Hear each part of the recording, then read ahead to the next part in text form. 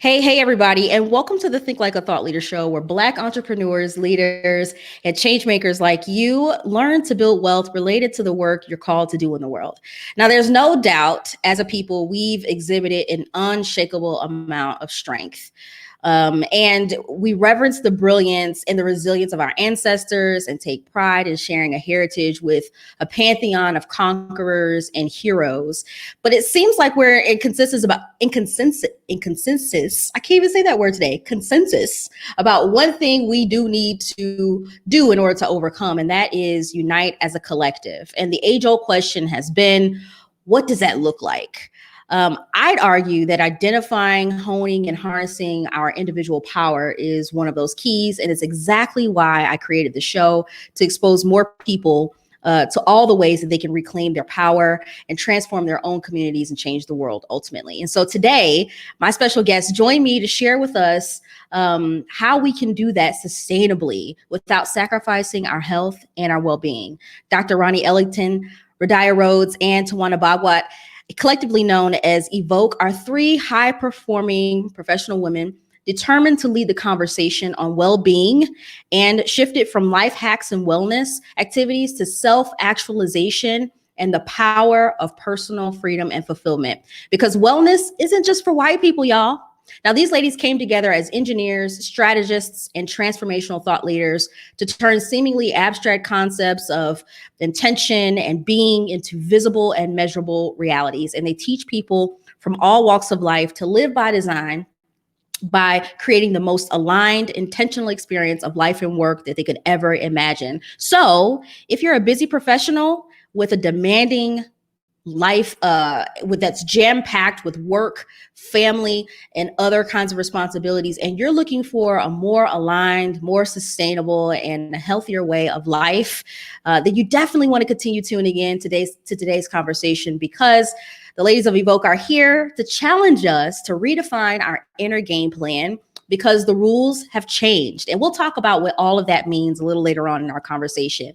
Evok has been featured in Forbes, Essence, the Huffington Post, The Griot, Thrive Global, and so many other influential platforms. And over the last 7 years, they've helped over 1,000 men and women radically level up their health, wealth, and relationships. In fact, Essence Magazine declared that this high-powered trio is sparking a movement, an awakening of sorts, that's shifting the consciousness of African American women, giving us permission to break out of social constructs to help us live in alignment with the lives that we desire. And I'm just elated to have the opportunity to have this conversation with them today. So welcome, ladies. How are you? Hello. Thank you for having us. Yes. I'm so glad that you all took the time out of your busy schedules to have this conversation today, because I think it's really, really timely. And we have a lot to get into. But before we do that, I want to encourage those of you who are watching right now to share this with someone who needs to hear it. And as always, if you have questions, please drop them in the comments. So I know that all of you operate as a collective, and each of you are accomplished in your own right. So would you please take a moment to talk about your individual backgrounds? Sure, I'll start. So I'm Radiah Rhodes, and currently the CEO of Evok and one of the co-founders with Dr. Roni and Tawana. My background is in engineering, and I went through corporate. I had a corporate career for 20 years, and so really lived into becoming more of an innovator and an activist around well-being over the past, I'd say, about 10 years. When I went through my own personal crisis and then applied my engineering and corporate background to create something that I think could help, as many people as possible. So I'm also a mother of two. I'm married, and I'm in Maryland. Awesome. So I'll go next. I'm Dr. Roni Ellington. I'm trained as a mathematician, a math educator, and I'm currently working a lot. I am a professor of math education. I also am one of the partners in Evok, so we do that work together. And I'm also a science of mind practitioner. I do a lot of spiritual mind work. I've been studying spiritual principles for about 20 years. And so this is an opportunity for me to combine my mathematical genius, my spiritual focus, and my own reality of my life, being someone I say was a chronic fixer of herself. A lot of the learnings that I put myself in were in service to trying to fix me. I tell people I raised myself in a lot of ways through my work in my spiritual practices. Along the way, I've done a lot of different spiritual orientations, but now I've learned that there's nothing to fix.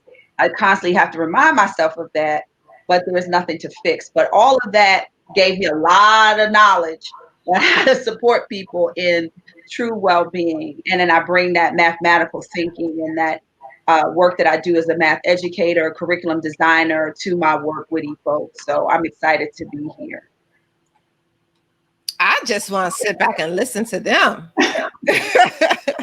So my name is Tawana Bhagwat, of course, one of the partners in Evok. My background has started out in engineering, and then I shifted into human resource and executive coaching. And it was through that time of coming here to Baltimore that I had an opportunity to meet Dr. Roni and Radiah, hence the partnership that you all see and experience today. I would say I am one of those people that you meet that just can pick up on the energy and know that I need to give a word. So the biggest thing for me is no woman left broken on my watch. So if I pick up the energy, I'm coming for it. It gets me in trouble most times, but at the end of the day, I get a thank you or a hug or an appreciation. But it started out with, why she all up in my business? Because I can't help but to help my sisters when I feel the energy, because I am them and they are me. And that's part of my calling and who I am. So as Roni mentioned that she is a fixer of herself, I sought out to help as many women in particular as I can of color unapologetically. And in that serving, I've been serving myself as well. So evolving and growing as we reach out and help and support as many as we can. Because I'm a firm believer that when you get yours, I'm going to get mine. So come on here. Let's go get our stuff. Yes. Let's go get our stuff. I'm so excited to dive into this conversation because it's so necessary right now. And I want to talk about what's going on right now. But first, I want to dig into what inspired all three of you to come together. I mean, you're powerful in your own right, but what inspired you three to say, you know what, let's form this collective and let's change the world? So you're assuming that there was inspiration. That's the assumption. So I'm gonna just leave it at that. But I was asked.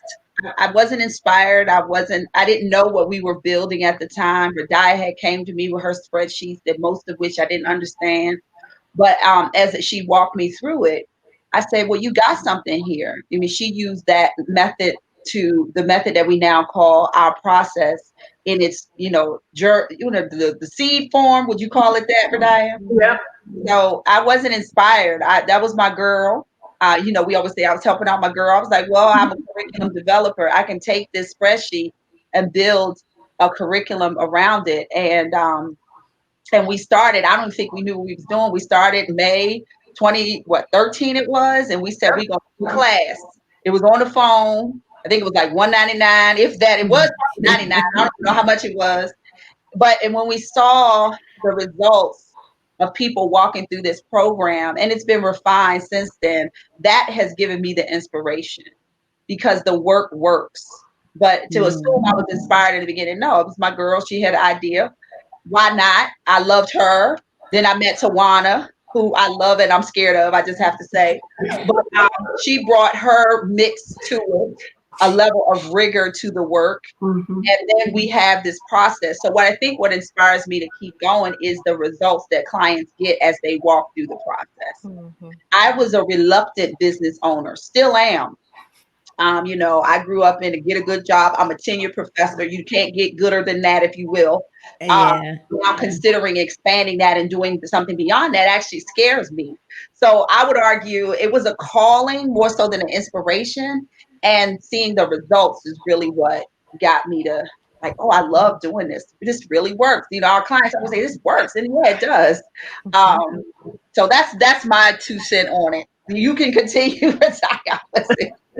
No, I was inspired for sure, which is why I called Dr. Roni.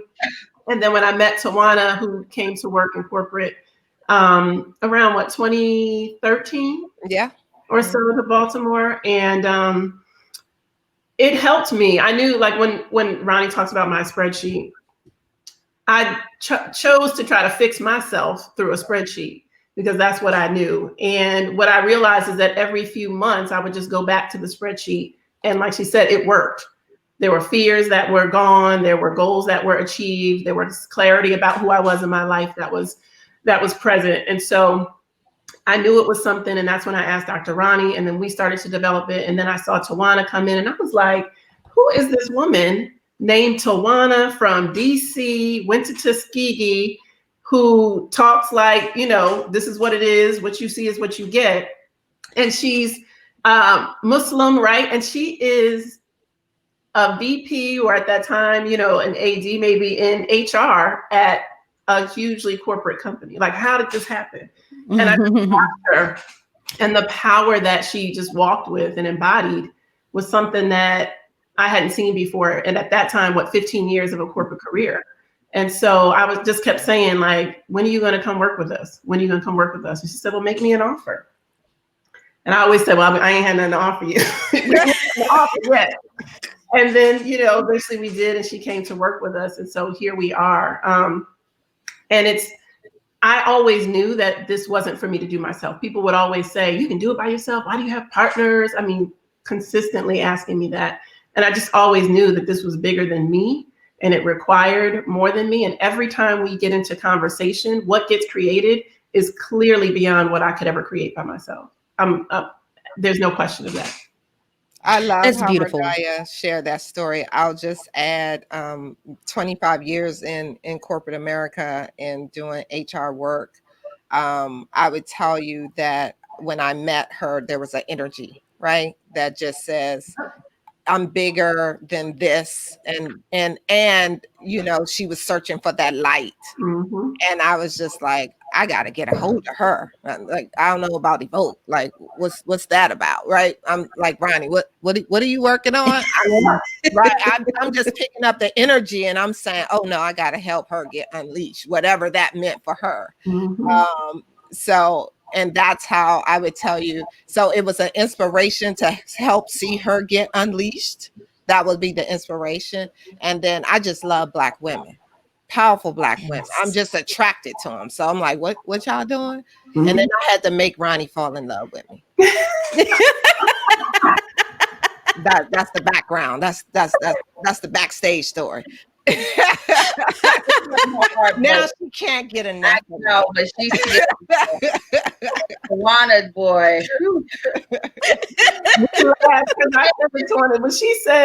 When Tawana says she just sees energy, and then she will say, and I look at her and I'm like, you can't just say that. You know, she can. That's why we say her face is so pretty, because you can't say the stuff she says and not have a face that's beautiful. That's our story. Yeah. I love that. Major in undergrad, right? Say again. Were you a physics major? Yes. Physics and mechanical engineering. Physics majors. As math majors, we're arrogant. But physics majors is like, you know, that's where you kind of, okay, you got a whole like homage to the physics major. So it's a hierarchy and pecking orders. We you can't get more strategic than Tawana Bhagwat. You can't. I love it. I love it. And it is refreshing to see such a powerful collective of Black women collaborating with one another and partnering together to really make an impact. And so there's a lot of love and light rhetoric that feels empty and insufficient. And so, you know, Tawana, I know that you mentioned you can just feel energy. And so it's something that's almost intangible, or you can see it, right?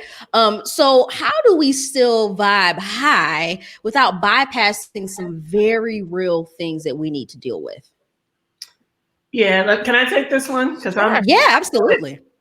So our method is around intention, human intention, and we don't bypass. We have to address exactly what's there. And I'll say, like, I actually was a certified coach in another program that was fantastic. It was around energy, and learned a ton from it. But what I realized is it did not address the level, the depth, and the layers of experience, particularly that Black people have.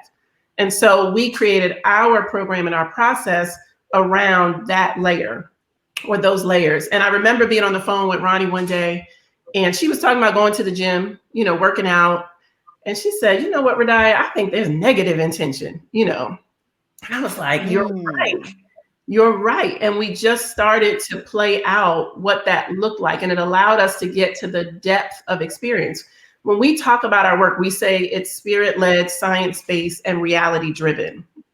It is very spiritual. It's very much science-based, but also it cannot skip over people's reality. When we see life hacks and tactics and all that, everybody's trying to apply Warren Buffett's morning routine. We're doing Warren Buffett.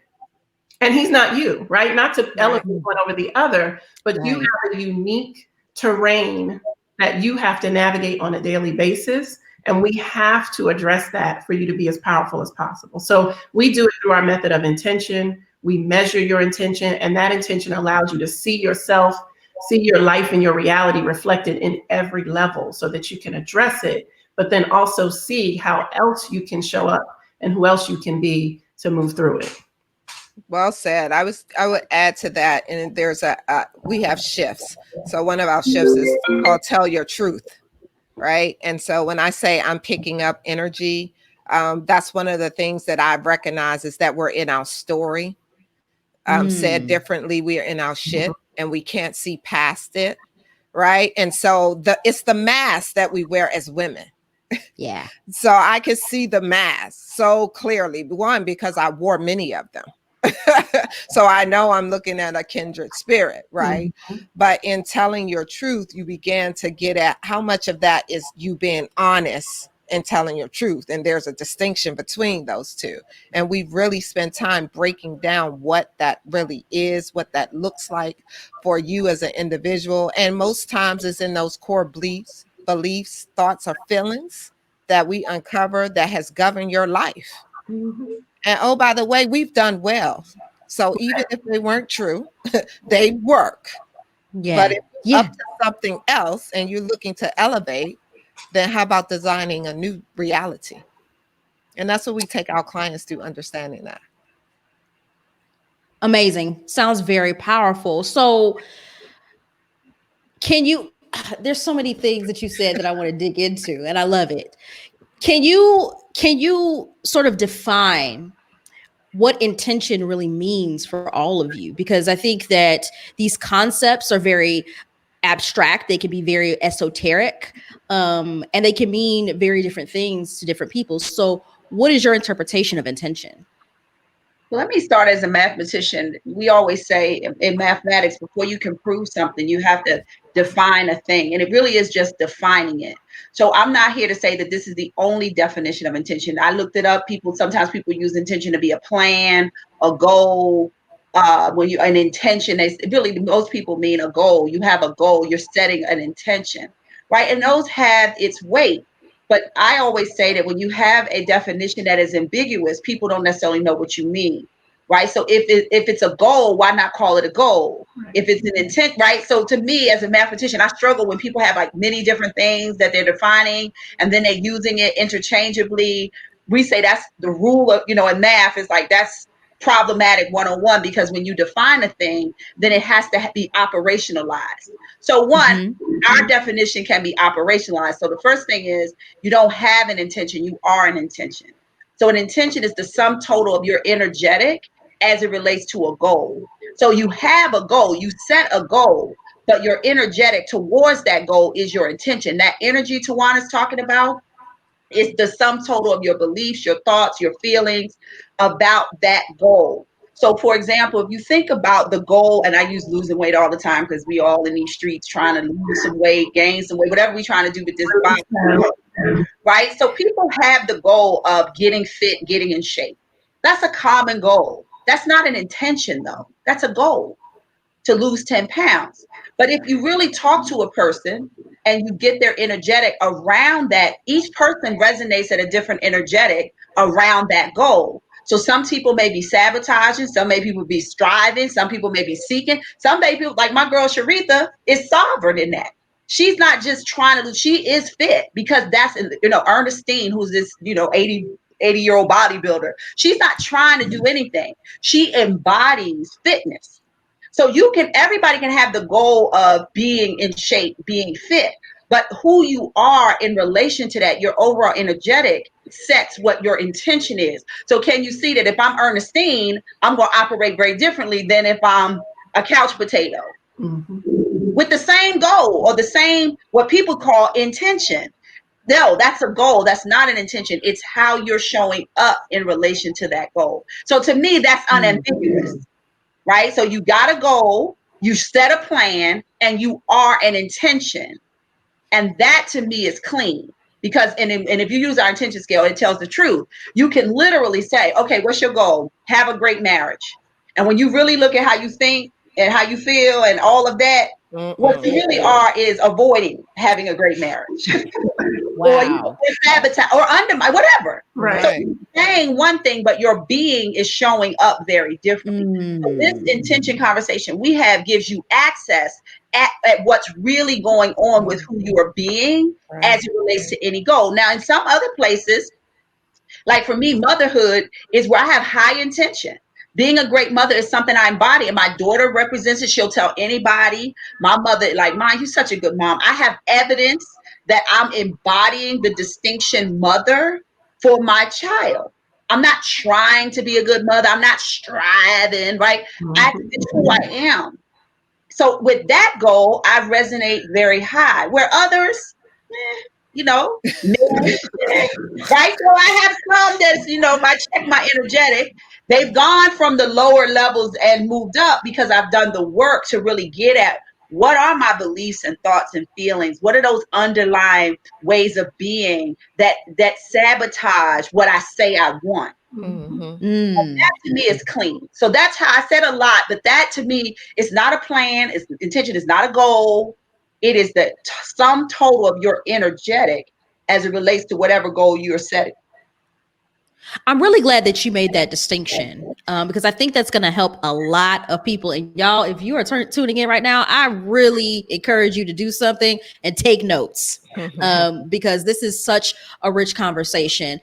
I want to go back to something. I think I think it was Radiah. You mentioned the word sovereign and sovereignty. We don't hear that often. And I love the way in which you incorporate that into the lexicon. And I think that words are so powerful. They create our worlds. Can you talk about why it's important to really not just embody your goals and embody your intention, but to be sovereign? What does that mean?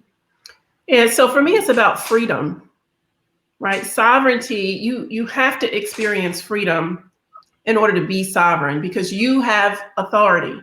Sovereignty is about your supreme authority for whatever you see or deem as your domain, which ultimately starts with you. So you have sovereignty over your emotions, over your beliefs. You get to say, you get to choose, you get to operate within what you say are your beliefs, are your thoughts. We are all conditioned a particular way. And then there's some point in our lives where we realize that we haven't been operating by our own beliefs or thoughts. They've been somebody else's. That's what we're dealing with in the world, where there's an identity around Black womanhood or Black people in general that we've had to combat all of our lives, right? Sovereignty is about claiming our own freedom to decide, to declare, to choose who we are and how we want to show up, like Roni said, towards whatever we want in this life, whatever we want to create. So it's about having authority. It's about being in alignment, and it's about authenticity. Mm-hmm. And I think that's such an empowering way to think about it all, because especially during these crazy times, when chaos ensues, a lot of people feel powerless and feel like they don't have a lot of choices. I know that right now we're in the midst of a pandemic, and we feel like we are within some type of crazy time warp, or it's some type of, the lack of leadership, I think, is what a lot of people are pointing to. And so I want to encourage people watching to think about the ways in which you can become more sovereign in your life, because that, I think, Radiah, to your point, is definitely the key to freedom. So you all talk about this unique blend, this unique approach that you take with your clients, where you blend science, reality, and spirituality. Why do you think it's important to combine all of those things together to get results? Because that's our experience as human beings, right? We are operating spiritually, we're operating in scientific law, we're operating in some reality. We say that truth in the spirit world is resonance. So we know the spiritual sense of ourselves because there's a resonance that happens when we see, hear, or connect with truth. In science, truth is evidence. And so we also operate in spaces where we need to see evidence. We want to believe something. We believe it when we see it, all of that. And then in reality, we operate truth. We know truth as agreement because we live amongst other people. And we're always looking for a sense of belonging, right? Dr. Roni and I talked about this earlier this week. Belonging, and community. And so it's really important that we address the spiritual sense, the spiritual truth, the scientific truth, and the real truth that people experience for them to have a complete transformation. And if I can build on that, we also talk about it from the perspective of mind, body, spirit. Mm-hmm. So as Black women, we compartmentalize all the time, right? It's a coping mechanism where we think about, I'm at work and I'm only going to focus at work. And when I go home, I only going to focus, on this and we constantly are just dividing and conquering, not the world, actually ourselves internally, right? And when we do that, we start to disconnect from our mind, body, and spirit. We go numb, right? To cope. So if you're not in touch with reality of a thing, how can you even begin to address what's happening in your life, in your environment, with whom you are connecting with? So we get at all of that through our process of really starting to have you look at where you are against where you want to be. And most times our clients don't have space enough to even think about what could be because we're so busy doing. So we bust up a doing, right? Your to-do list. We want to help you undo your to-do and just be.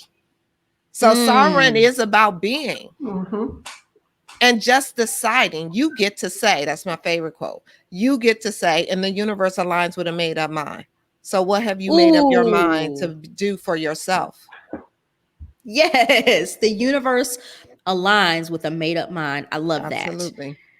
So you've talked about your process, and you ladies have a transformational program called the Inner Game Plan. And I got the chance to work with you on it around the messaging. And I remember the excitement coming through the emails that Radiah and I shared.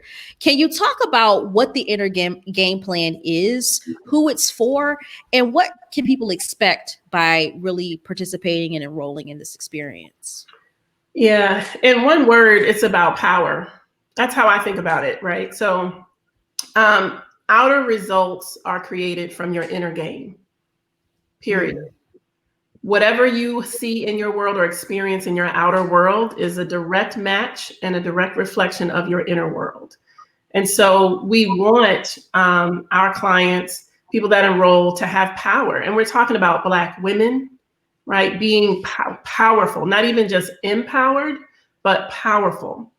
Knowing and owning and claiming and acting and moving in your power. So the Inner Game Plan is this process of self-discovery, uncovering who you are, what you really desire, and what you want, who you've been, that's not a match for what you say you want, so that you can take personal responsibility, because that's part of your power as well. And through that process over 30 days, you're building up some sovereignty, right? You're introduced to it, because for us, this process is not a one-time, one and done. It really is a lifestyle. We live this way on a quarterly basis. Each of us goes through the process for a 90-day commitment to who we want to be, and what we want to create in the world.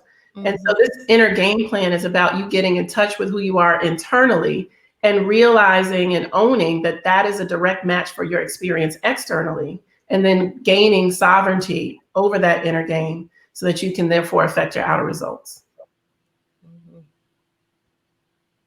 And so who would be the best fit for a program like this? For those who may be watching and hearing what you all are saying and nodding their heads and maybe scribbling notes, how would they know that they would be a fit for something like this?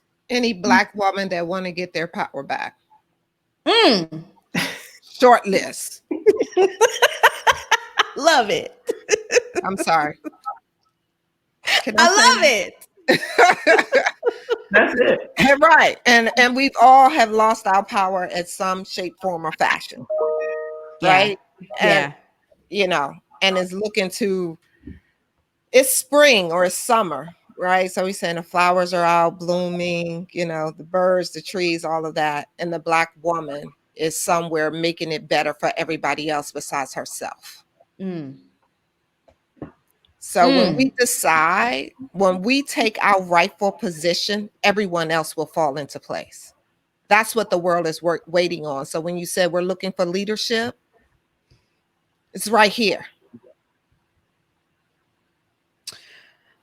What often disempowers, what keeps Black women disempowered and sort of separated from their own sovereignty? You mentioned the fact that we compartmentalize and we often, sort of have this battle within ourselves. What else is an obstacle toward really embodying that sovereignty and that freedom that so many of us say that we want? Look, you got time? We got time? Right. Oh, we have time. I wanted to get into it. Look, Dr. Roni is excellent at this. Roni, what would you say? Well, when you say what else is there, first of all, there is no else. So there's a consciousness that it's a water we swim in America and the world. When you think about it, I'm talking strictly from an academic perspective right now, so bear with me. So when you live at the intersection of race and gender, there's a particular conversation that you inherit in the world that marginalizes you. Now, you are not necessarily conscious that you've bought into that. See, that's the thing. Consciously, most Black women would not say they're disempowered, because we out here, we're doing it. We're getting more degrees than anybody. We out in these streets getting degrees, men, kids, all kinds of things. Yeah, in the face of a environment that has no agreement for our greatness. There's no agreement for the Black woman being great in this particular cultural context. So one, we've bought into a lot of the beliefs, the stories, the historical narratives that have shaped our thinking. One. Two, we don't necessarily have to keep those narratives, but it's going to take work to undo those narratives that we've all inherited. Much of the women that we speak with, when you really look behind the curtain, they're trying to achieve to prove something, to prove something, or prove something to someone about what they're not, right? And so when you get out of proving and you have nothing to prove, then what? But that takes work, because to pretend we're not socialized a particular way would be to be a fish in water pretending you're not wet. You are wet. We all are. So now, one, I acknowledge that that's the reality that Radiah talked about. There's a certain reality of being a Black woman in this country, that if you're not actively doing the inner work to unpack, release, let go, not just subscribe to, you are probably in the water. But you might be proving yourself and got some Louis Vuitton shoes and some nice jobs. No, that doesn't exempt you from the disempowering context that a lot of us find ourselves in, even those who are high executives making big dough, because there's a cultural context we live in. So one, that's just what's so. It's not, it's just what's so. And we have a methodology to help you examine which ones you've adapted and how it's undermining your sense of fulfillment, joy, pleasure. God forbid we use the word pleasure in these streets with Black women. Mercy. Peace. Because we become the workhorse of our families, the corporate engines, our husbands, all of that. So the inner game plan is about identifying where you've taken on these roles, identities, and perspectives, and really saying, are they the ones you want to keep? Do you want to just keep them by default? Because there is a default that you just roll into. And so that's work. And if you're not actively doing that work, take the case it's going on in your psyche. Okay, no matter how many books you read, no matter how many, I love Ayanna Van Zandt, that's my girl, but just because you watch Fix My Life doesn't necessarily mean you fix. Your life fixed.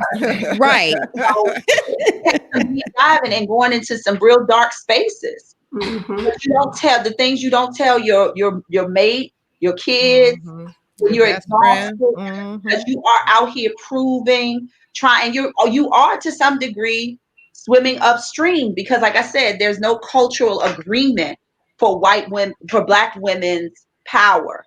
There's agreement for our work and our strength, our work, what people can get from us. Yeah. There's a lot of agreement around what we can provide other people. Actually, I saw Brother Johnson, I forgot his name, talk about how even with Black men, their definitions of what good women are in relation to what the woman does for them. Right.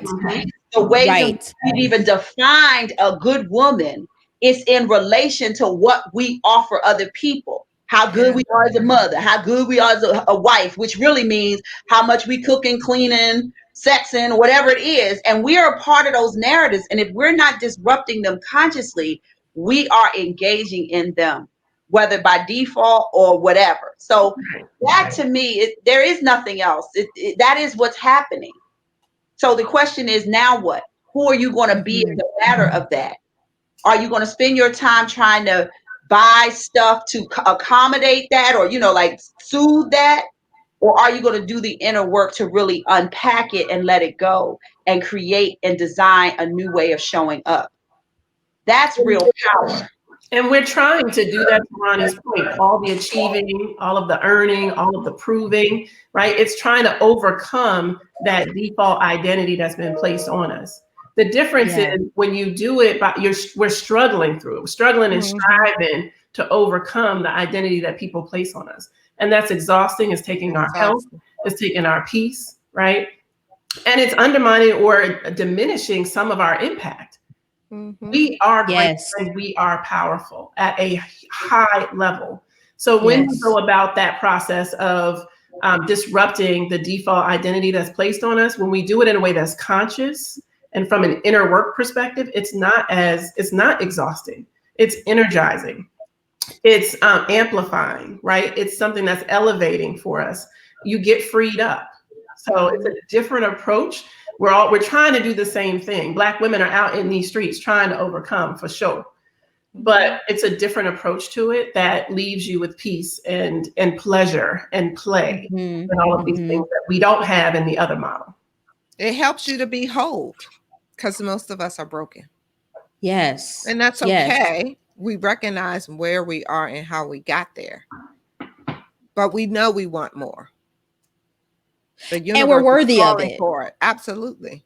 Absolutely. Yeah. I would say, and not that we're broken, but we're out of alignment. We're out of alignment. We're over to the side. There's a truth of the universe. There's a scientific, a spiritual, and a real truth about the power of Black women. And we're not fully in alignment with that. Like Tawana said, the universe cooperates with a made-up mind. We do the inner work, not even just our minds, but of our spirit, of our body, our physical and physiological body. And we get that into alignment, then everything opens up. So what do you say to the women who might be watching this and who will watch this that say, I've been doing the work. I read the books, I watch the videos, I've gone through other courses, I've been coached, but still feel like there's something missing. Because here's the interesting thing about it. I've been having these conversations with my friends more often these days about how Black women, we work on ourselves. Like we're always doing something to level up. But in a sense, sometimes that can be a struggle. It can feel like striving. So my question is, how can we do that in a way that is more aligned with who we are supposed to be, with our highest and to our highest and greatest good? So I gotta say this, and then you can. Go ahead. So one, it's not what you're doing; it's where you're doing it from. Mm-hmm. Who's doing what? Who's doing it? Yeah. Who's doing the doing? Yeah. Caught up in I did a lot. I told you I was a self-proclaimed fix myself, right? So I have every self-help book you ever want to meet, every single one. I swear, listen.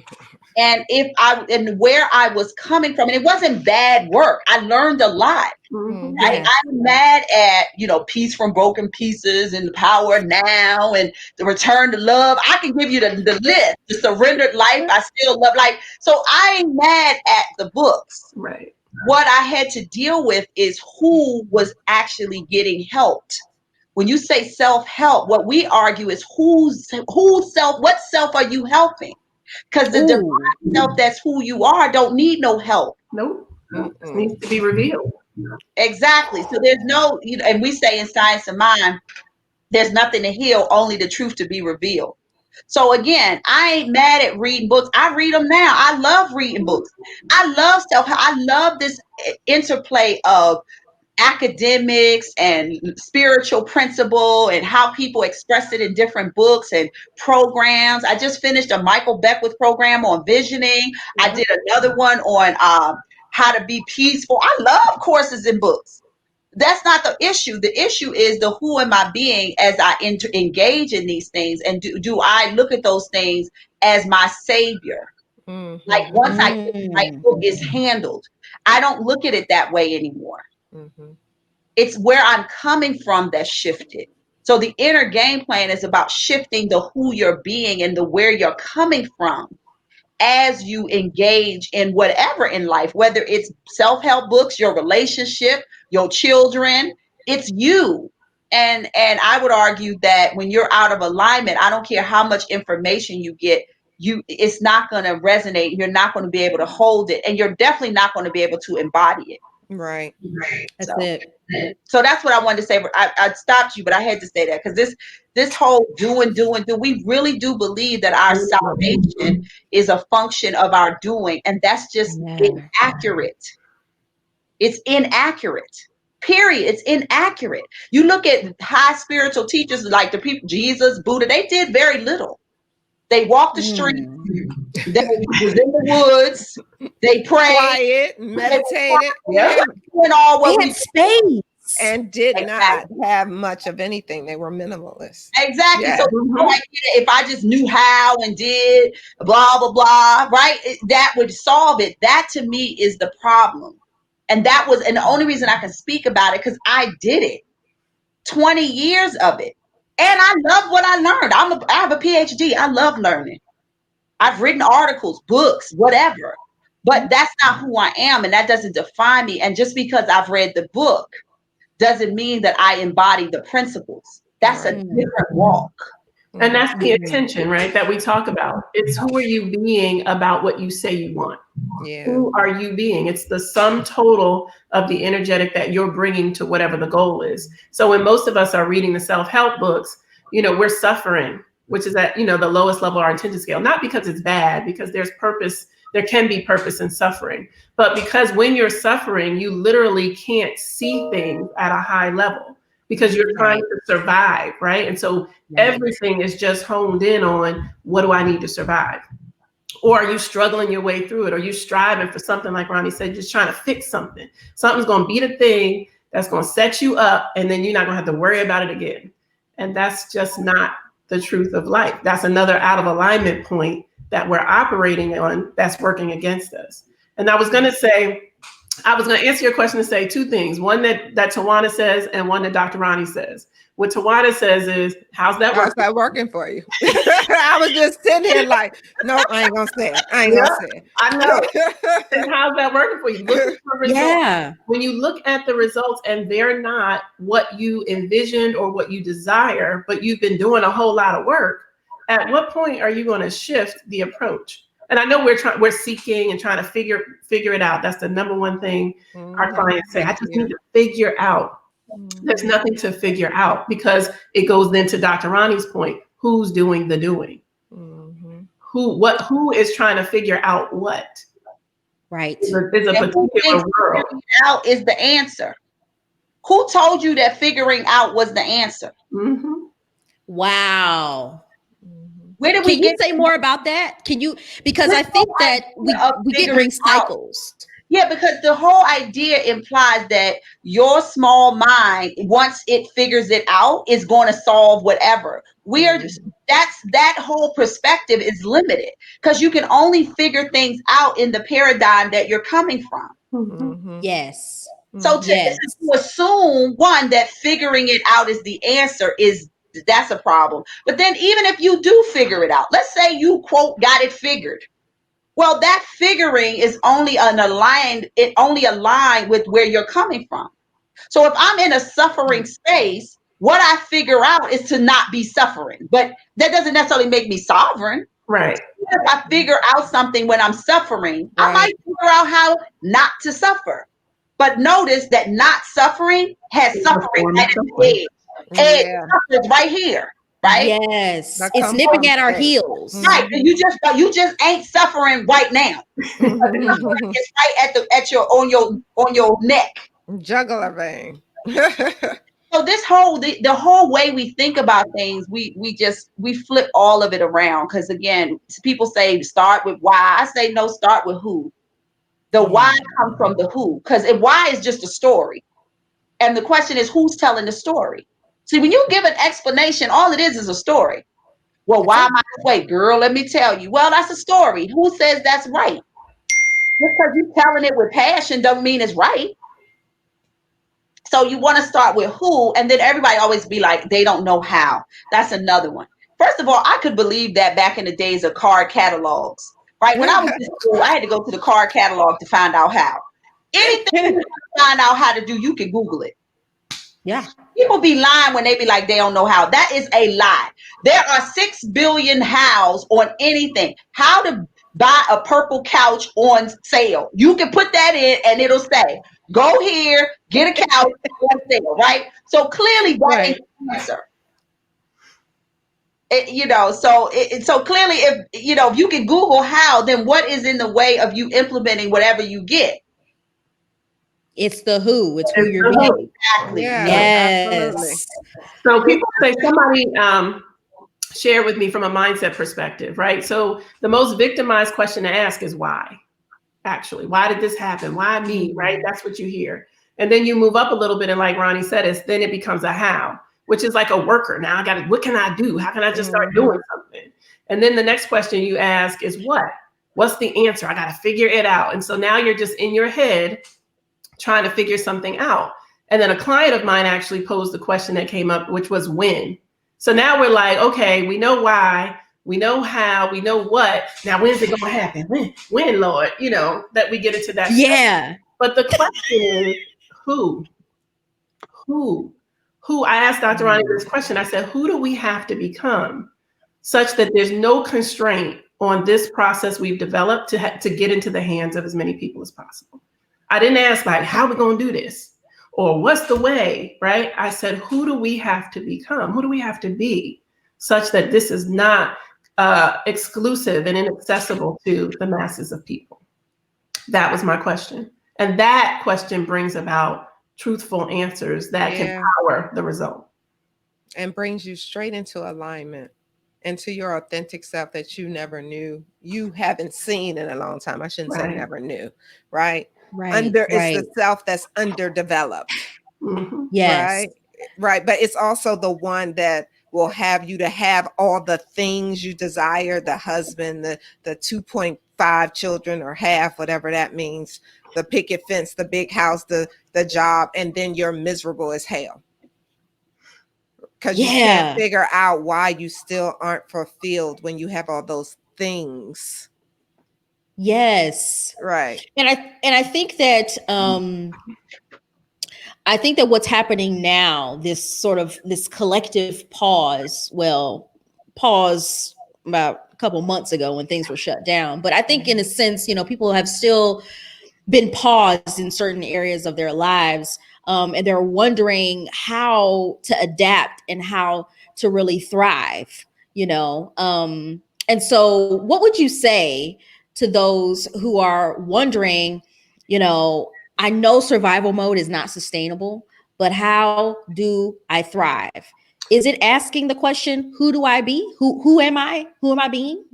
Because that's exactly it. I mean, for one, it's not new that people are paused in parts of their lives. It's what Tawana talked about, where we fragment ourselves and compartmentalize. So take the case that we've been out here pausing in aspects of our lives for a long time, right? This is just kind of a collective pause and a realistic pause that we can no longer deny or sweep under the rug. So it's at a point where you have to look at it. And that pausing has been surviving. Yeah. So what people do normally is just survive. That's even though we're achieving, right? Just because we're surviving doesn't mean we can't have great achievements, because we're strong and we've built ourselves up to overcome and do. Yeah. So just because we have great achievements doesn't mean we talk to people all the time that have achievements beyond, but are just surviving. And are greatly struggling and suffering in cases. So that's just part of the experience. So in terms of thriving, it's asking the question, who am I? Who do I want to be? Who am I becoming? And allowing that to sit in the truth of who we are as limitless, undefinable human spirits, energy, human beings that can take the form of whatever we choose in a moment, because it serves us and it serves, the people around us. So thriving is about owning that the greatest possible definition or identity for yourself, and then being willing to recreate that. And as long as you're breathing. Yes. Evolving. Yes. So for many people who want a more aligned, more fulfilled way of life, it's obvious that there's going to have to be some sort of rewriting of their consciousness, this awakening. So what kind of support can folks expect to receive while they're trying to really embody this new version of themselves inside of the inner game plan? It's radical. I'm sure people see the dynamic with us here, right? We are passionate about this. We are committed about power, about Black women having power. And so you're going to get this is us. And it's, I call it revolutionary compassion, because we hold the space for who we know you are. And we don't, while we allow space for who you've been and what we call the default to kind of creep in, those ways that undermine who you are, but we are a stand for what you say you want and what that requires. And you always have the choice. And so we just keep resurfacing. Is this what you want? Well, is who you're being a match for that? Because we can change what it is you say you want. But and I always say, I don't get judgy about what people choose in terms of their desires and, what lights them up. That's our own individual, unique, stamp on this world. But I do get judgy when we say we want something and then we don't want to show up in alignment, or we don't acknowledge when we're not showing up aligned with it, and then we're going to get mad at everybody. What we're not going to do, right? We're not going to play that game. We're going, like I said, we're going to make peace, or we're going to make progress. We're going to say, listen, this is no longer what I'm up to. Or we're going to say, nope, I'm still up to this. So let me reframe and make a new commitment. We walk you through the process. That process is built to hold your hand through a transformation. It actually gets really light. It's heavy, deep, and real in the beginning because we've never looked at ourselves in this way. Right. But when you think about what we're doing, you're doing it all the time anyway. You're always determining, this is who I'm going to be about this. I'm mad about this. I'm excited about this. It's a natural human process. You just have no muscle at consciously doing it. So we're going to support you in consciously creating, setting a goal, and then creating that goal based on who you show up to be, and learning and identifying that default that has been in your way and has been limiting you. And then over time, every quarter, we create a new game, we support you through that, and then you build the muscle to be able to do that on your own. I want to talk about the name, the inner game plan, and why you all thought it was important to refer to it as a game. Yeah, Dr. Roni is always amazing about this point, about celebration, about play, and about game. One, we just don't have a lot of it in our lives, at least as we talk to our clients. You know, there's a lot of missing pleasure, missing play. It's always this escaping to it.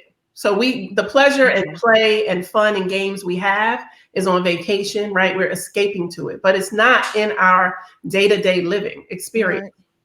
So games, one, just give you a construct that allow you to let go and free yourself up. When you think about any team on the court or on the field, that structure of a set amount of time with a set goal in mind, with some points and markers and some cheerleaders and chant, right? That whole structure allows those athletes for that moment to just go all in. Mm-hmm. So it's important for us to do that because we're speaking with women who are reserved in a lot of ways, who are suppressing a lot in different areas of their lives. And we have to put in a whole system and structure that allows them to just tear the lid off. So games are important. And then we need to celebrate. Roni always says, like, if you went to a game, a football game or a basketball game, and somebody made the shot or scored a touchdown, and everybody in the audience was like, oh, okay. Real nonchalant about it. Yeah, right. Great. Next play, please. But that's how we're out here living. We're out here accomplishing major. I'm the first Black woman to do this. I started this business that raised $1 million capital, like all of these things. And we'd be like, okay, all right, girl, let me go in here and fix these kids some food. You know, right. It's like, we're not going to acknowledge this. We're not going to. Yeah, we ain't done, you know. And what did we say? Oh, I just said this. This notion of we won't allow ourselves to be satisfied.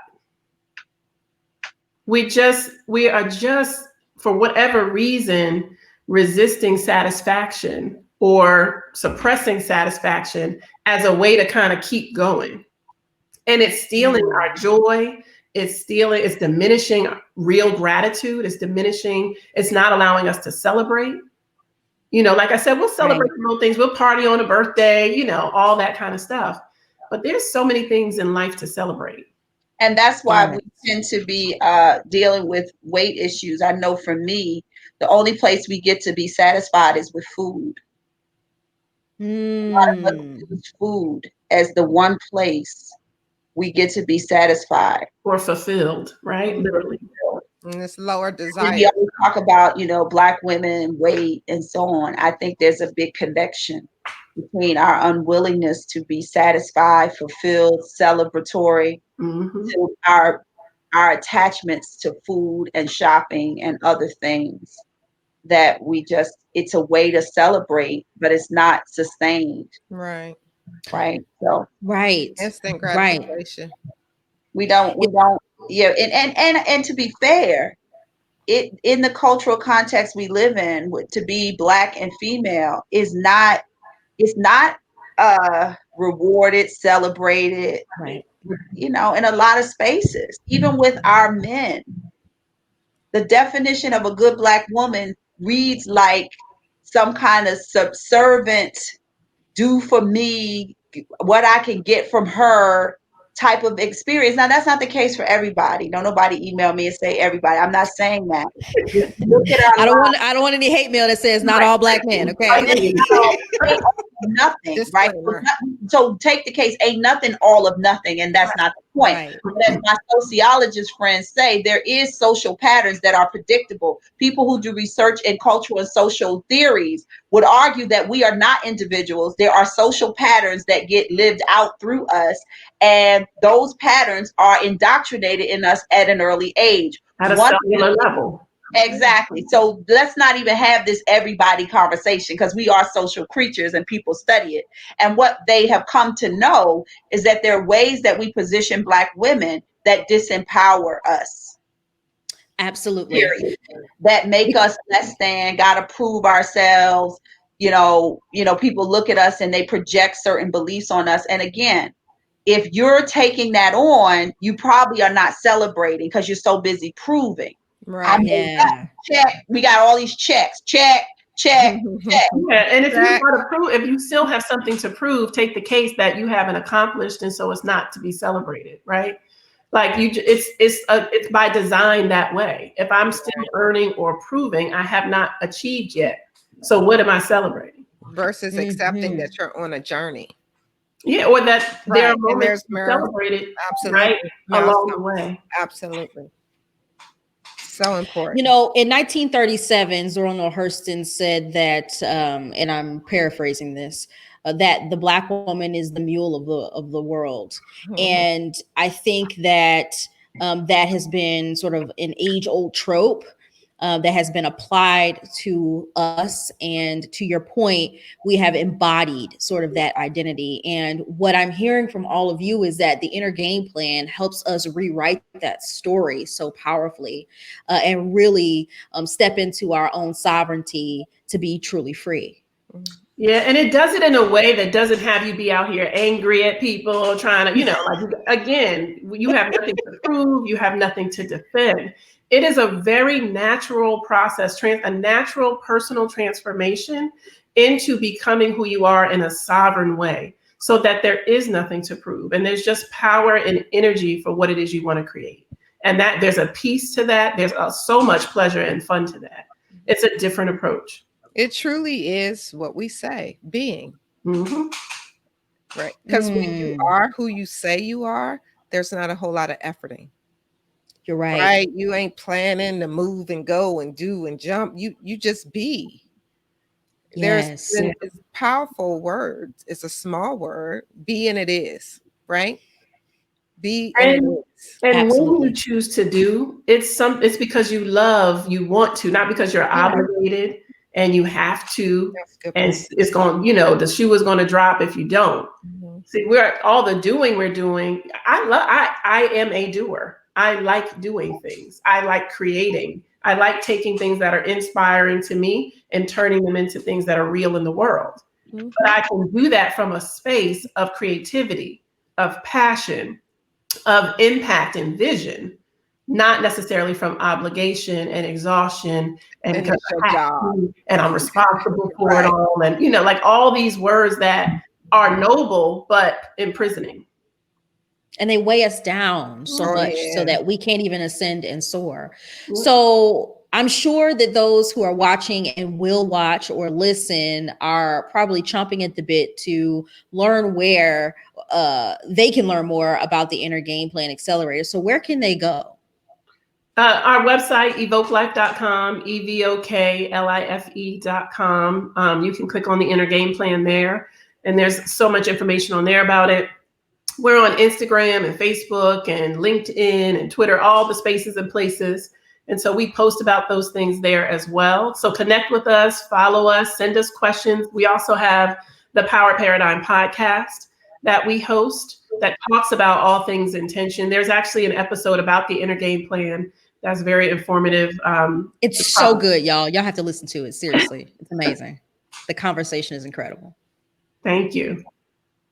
So since the show is called Think Like a Thought Leader, we really couldn't have this conversation or wrap up this conversation without me asking each of you what thought leaders have impacted you on your journeys. My father, actually, my father is, he's a Renaissance man in a lot of ways, and just extremely in tune and conscious and aware. And he's the person that asked me the question, "Who are you?" That kind of sparked this whole, journey. And I can talk to him, and the way he thinks about whatever I bring to him opens up something that I never would have imagined or thought of. It's always expanded my thought. I say my father is my soulmate. And so he is somebody that, for me, it just, things get crystallized at the spirit level when I speak to him. So I would say, Radiah mentioned that I'm a Muslim. So the Honorable Minister Louis Farrakhan is my spiritual leader, teacher, and guide. And not only am I proud, to be a member of the Nation of Islam, but the guidance that he provides for Black men and women is what resonates with me and my spirit. And it's unapologetic. It's so in alignment with who I am. It's unapologetic, right? It's about unleashing our power and tapping into. So this work is alignment with me and who I am. And that's the passion that you hear that comes from me. Through understanding who I am and how powerful we are as a people. So yeah, I have several. I shared this. I shared this. So I've been on many spiritual walks. One of which in the nation, to me, the Honorable Elijah Muhammad, the original gangster with the the Marcus Garvey. I go old school, back to the black man, right?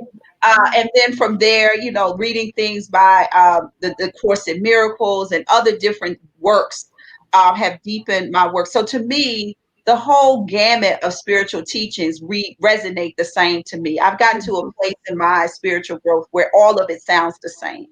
I can definitely hear the cultural differences in different spiritual walks, but the message is the same. And I can honor that, and also being in the science of mind, reading Ernest Holmes' work, reading things by Johnny Coleman of Unity, the Black woman who's one of the founders of her movement. I mean, just different people.